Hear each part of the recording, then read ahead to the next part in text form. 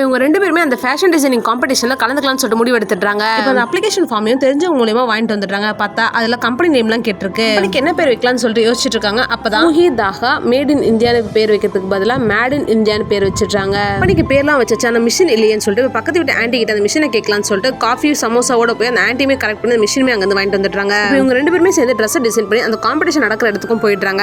இவங்க ஒர்க் பண்ண அந்த ஃபேக்டரியோட மேனேஜர் லேடியுமே இந்த காம்படிஷன்ல கலந்துக்கிட்டு அதுல செலக்ட்டுமே ஆயிருப்பாங்க. இவங்க 2 பேருமே டிசைன் பண்ண ட்ரெஸ் அங்க திரும்ப வைக்கிறாங்க. அதை பாக்குற ஜட்ஜுமே கம்பெனி பேர் சுயிதாஹா மேட் இன் இந்தியாவா அப்படின்னு சொல்லிட்டு கேக்குறாங்க. அதுக்கு மம்தாவும் இந்தியால உருவாக்கப்படுற பொருள்ன்றதுனால மேட் இன் இந்தியான்னு பேர் வச்சோன்றத சொல்றாங்க. இதை கேட்கிற ஜட்ஜஸ்மே சிரிச்சிட்டு அது மேட் இன் இந்தியாமா மேட் இன் இந்தியானா இந்தியால பைத்தியக்காரங்க இருக்காங்கன்ற அர்த்தம்ன்றத சொல்றாங்க. கரெக்ட் தானே சார், என்ன மாதிரி சாதிக்கணும்னு நினைக்கிற பல பேர் பைத்திய மாதிரி சுத்தி தானே சார் இருக்காங்க அப்படின்றத சொல்றாங்க. ஜட்ஜஸ்மே இந்த 2 ட்ரெஸ் டிசைன் பண்ணிட்டீங்க, ஓகே, அடுத்த லெவல் போகும்போது நிறைய கலெக்ஷன்ஸ் தேவைப்படும், நிறைய இன்வெஸ்ட்மெண்ட் தேவைப்படும், மேன் பவரும் வேணுமே, அதுக்கு என்ன பண்ணுவீங்க அப்படின்னு சொல்லிட்டு கேட்கறாங்க.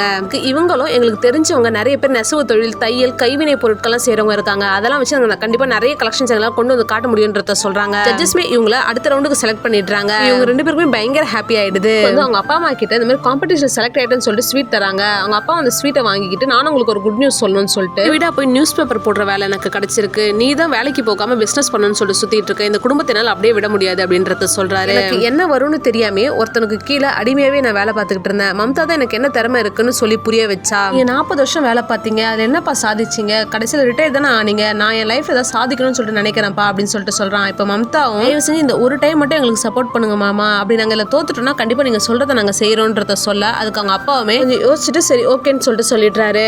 அவனுக்கு தெரிஞ்ச ஒருத்தர்கிட்ட போயிட்டு நடந்த விஷயத்த சொல்லி வேலை பக்கத்துக்கு ஒரு இடம் வேணும்னு சொல்லிட்டு கேட்கறான். அவனுமே சரி ஓகேன்னு சொல்லிட்டு அந்த இடத்துக்கு கூட்டு போய் காட்டுறாரு.